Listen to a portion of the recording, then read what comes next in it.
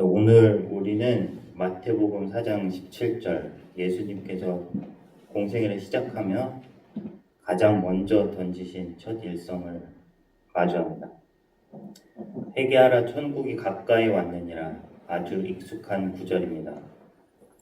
한국교회사에서의 부흥도 이 회개로부터 시작되었다고 배웠습니다. 이 회개란 어떤 의미를 담은 말씀일까요? 제가 학기 중에 기타를 가르치기 시작하게 된 백석 신대원 출신의 강도사님이 있으십니다. 그 강도사님이 체험했던 예수님께로 오는 그 과정이 참 인상 깊었습니다. 그 강도사님은 모태신앙으로서 죄인이라는 말에 아주 익숙해왔고 평소에 그래 나 죄인이지 이렇게 하는 고백에 익숙해왔다고 하셨습니다. 우리도 그렇죠. 우리는 죄인이라고 스스로 말하곤 합니다. 그런데 이거는 형식적 고백이기가 쉬워서 그렇게 죄인이라는 무거움이 없습니다. 하도 죄인이라고 하는 식의 일종의 가스라이팅 마냥 되어버렸습니다. 이 고백이 우리의 죄를 해결해 주는 것이 못 됩니다. 근데 이 강도사님이 어느 날 예수님을 뜨겁게 체험하셨다고 합니다. 예수님의 다른 곳, 예를 들면 발이나 손의 못자국이나 아니면 몸 전체가 보일 거라고 생각했는데 예수님을 봤는데 예수님의 눈만 보였대요. 근데 그 눈이 보통 예수님 떠올리면 우리를 향한 사랑의 눈일 거라고 생각하셨대요. 우리도 그렇게 생각하죠. 그런데 불길이 활활 타오르는 매섭고 두려움에 떨게 하는 그런 눈이셨다고 합니다. 그런 눈으로 강도사님한테 하셨던 말씀이 너가 날 사랑하느냐라고 하셨다고 합니다. 그러면서 어떻게 대답할지를 고민하셨대요. 여러분은 어떻게 대답하실 겁니까? 보통 우리가 보고 듣고 배운 대로 주님이 아십니다 하시겠죠?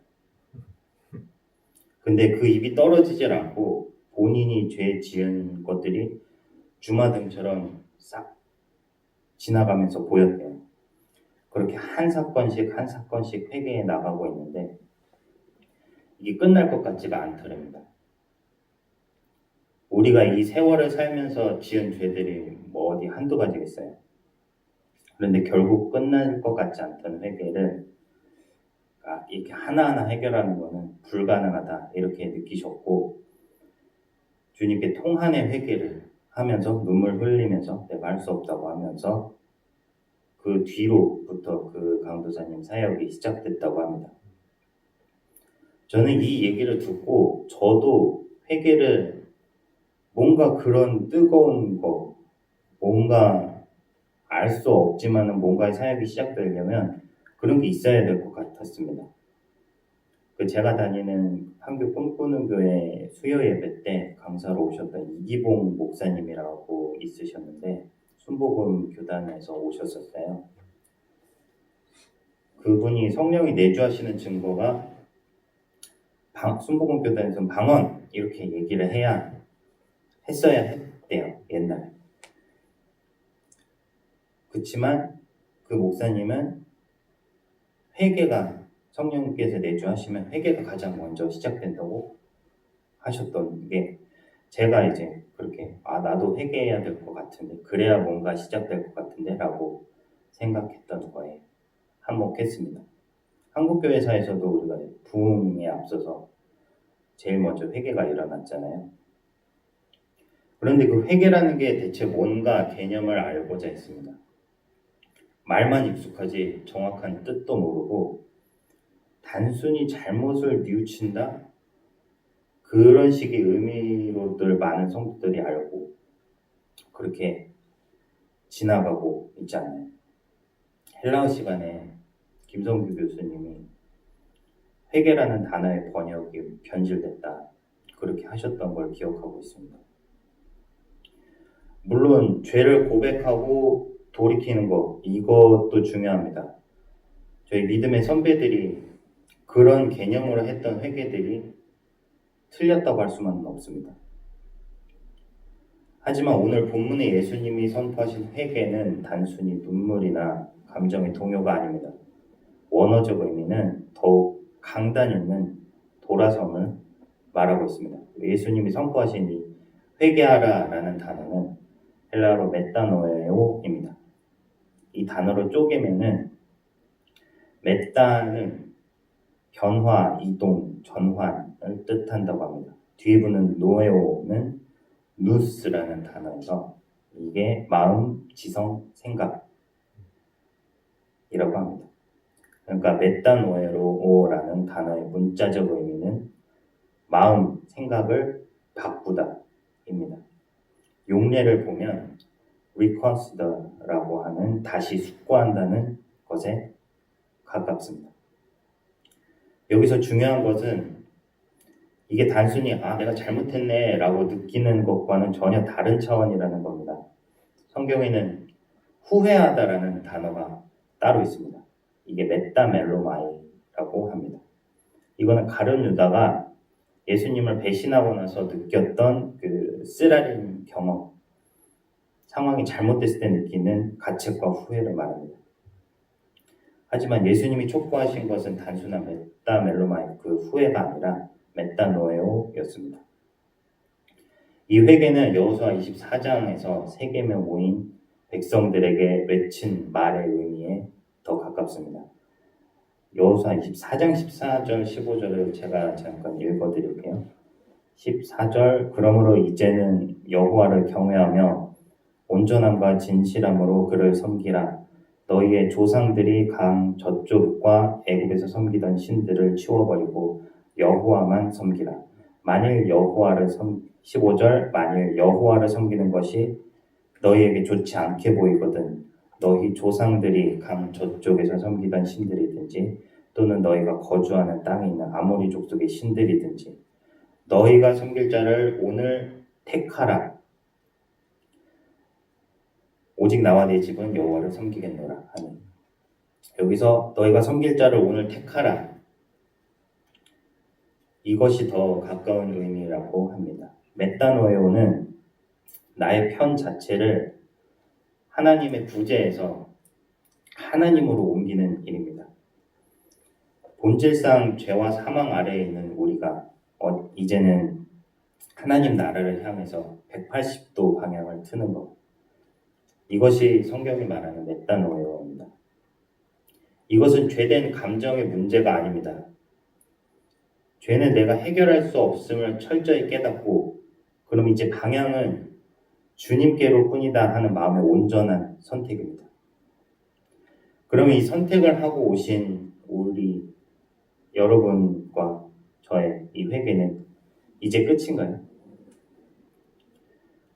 우리에게 이 말씀이 필요한 이유는 뭘까요? 회개로부터 시작된 우리 훈련과 앞으로의 목회를 하는 여정이 우리에게 한 번에 편을 정한 것에서 끝나버리는 의미일까요? 저는 우리가 편을 정했는데 매일 넘어지는 우리를 두고 우리가 마음을 정한 채로 따르는 우리의 모습들을 그려보았습니다. 여기가 불을 한 군데로 끌 수 없어서 그냥 있는 빛과 그림자로 얘기해 보겠습니다. 이 빛 대신 주님이 계십니다. 우리가 빛을 향할 때 이 편을 정했을 때는 이 빛을 향해서 빛을 봅니다. 근데 돌아서면 이 뒤쪽에 내 시커멓게 죄가 그림자가 보입니다. 근데 우리가 빛을 향해 가까이 가는 것이 성화의 과정이고 우리 인생입니다. 근데 우리가 넘어지죠. 그리고 넘어지면 아래가 더러워집니다. 그럼 몸 전체를 씻어야 되나요? 요한복음 13장 10절에서 예수께서 이르시되 입이 목욕한 자는 발밖에 씻을 필요가 없느니라. 온몸이 깨끗하니라. 그러니까 우리는 다시 일어서서 방향을 그대로 정한 대로 그냥 가면 됩니다. 근데 이게 부끄러워서, 내가 넘어진 게 부끄러워서, 죄진 게 부끄럽고 면목이 없어서 발이 다시 더러워질까 봐서 가지 못한다? 그러면 그렇게 다시 돌아서는 사람들이 있죠. 그러면 또 그곳에는 그림자가 있습니다. 그림자와 같은 어둠 뿐입니다. 요한복음 1장 4절. 그 안에 생명이 있었으니 이 생명은 사람들의 빛이라. 1장 5절. 빛이 어둠에 비치되 어둠이 깨닫지 못하더라. 우리가 어둠에 집중할 것이 아니라 어둠에 비춰진 그 빛을 향한 우리는 빛을 깨닫지 못하는 정도로 넘어져도 그냥 갑니다. 넘어져도 바라봅니다. 발이 잘리는 실족을 하면 가다가 넘어져서 기어서라도 갑니다. 빛만 깨닫고 빛이 어딘지 알기 때문에 그냥 갑니다. 가야 합니다.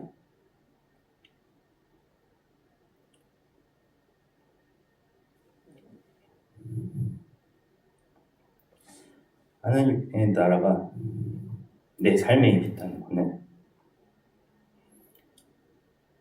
내가 더 이상 내 삶의 주인으로 살 수 없다. 이 선언입니다.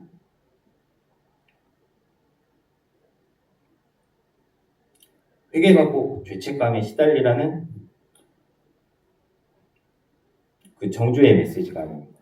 오히려 만물의 주 하나님의 통치 영역으로 들어오라 하는 초대입니다. 우리가 공부하는 헬라어, 우리가 지금 읽고 있는 많은 책들, 우리가 만나는 전도 대상자들, 모든 게 내 명성을 위한 도구가 된다면 그건 우리가 방향과 편을 잘못 든 겁니다. 회개는 그 방향을 다시 하나님께로, 그분의 영광으로 돌려놓는 작업입니다. 사랑하는 전도사님 여러분, 회개는 단 한 번의 이벤트가 아닙니다. 헬라 원문 시제가 오늘 헬라어 하죠. 이게 회개하라는 명령이 현재형이래요. 이게 미완료 진행형은 아닌데, 근데 현재형이 헬라어에서 이 지속적으로 회개하라, 날마다 방향을 수정하라, 이런 뜻이 있다고 합니다. 우리는 매일 방향을 잃어버립니다. 나도 모르는 사이에 내 마음의 왕좌에 내가 다시 앉아있고, 그렇지만 우리 어둠에 빛을 비추면 어둠은 살라집니다. 그리고 그 빛이 어딘지 우리는 방향을 알고 있습니다. 양이 목자의 목소리를 알아듣는 것과 같습니다. 오늘 거창한 결단이 아닐지라도 좋습니다. 내가 소중히 여기던 고집, 세상의 기준, 남을 판단하는 잣대들을 주님께로 돌립시다. 그리고 우리 마음으로부터 편을 정합시다.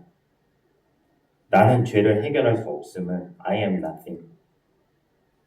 그 고백과 그러니까 은혜를 부어주시는 주님께로 가겠다. 이게 바로 우리가 오늘 드려야 할 진정한 회개입니다. 오늘 우리를 주님께로 드립시다. 그것이 그의 나라와 의를 구하는 시작이 될 것입니다. 기도하겠습니다. 감사하신 주님, 주님께서 부르신 뜻에 따라 우리